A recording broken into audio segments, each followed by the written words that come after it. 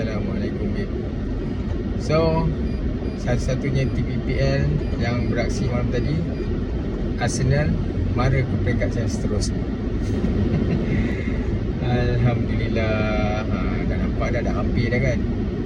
Hari tu kau main fan-fan Arsenal menyambut kemenangan ke atas Everton, dah macam menang Liga dah.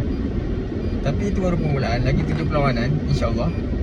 Dia matematik mudah, senang dikira pasal Arsenal tu kat puncak Liga. Jangan jadi macam ada tim-tim lain tu.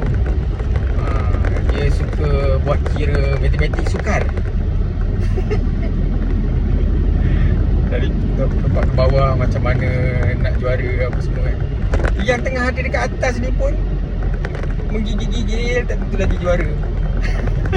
Yang kat bawah nak kira-kira matematik sukar untuk juara kan. Matematik mudah ada, dia orang ni susah nak kira. Aduhai. Tak apa. Memandangkan malam tadi dah menang UCL, minggu ni kita akan beraksi untuk final pula. Final Carabao Cup tu. Carabao Cup kan. Jadi akan menentang Manchester City. So yang mana Manchester City telah dikalahkan oleh Real Madrid. Aku tengok Real Madrid ni sebenarnya dia nak balas dendam dekat Arsenal.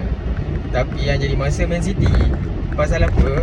Dulu Arsenal kalahkan Real Madrid dekat home 3-0. Sama macam Real Madrid kalahkan Man City 3-0. Lepas tu Arsenal kalahkan Real Madrid 2-1 dekat tempat dia. Sama macam Real Madrid kalahkan Man City 2-1 juga dekat tempat Man City. Oh, betul-betul balas dendam tu. Tapi bukan pada Arsenal. Yang jadi mangsanya Man City. Apapun, good luck lah kepada Real Madrid kerana menang ke atas Man City. Kita tengok result minggu ni pula, InsyaAllah. Raya antara mungkin raya kedua atau raya ketiga kot game tu kan. Kita umum raya pun belum lagi kan, hari raya gila. So kita dah raya awal.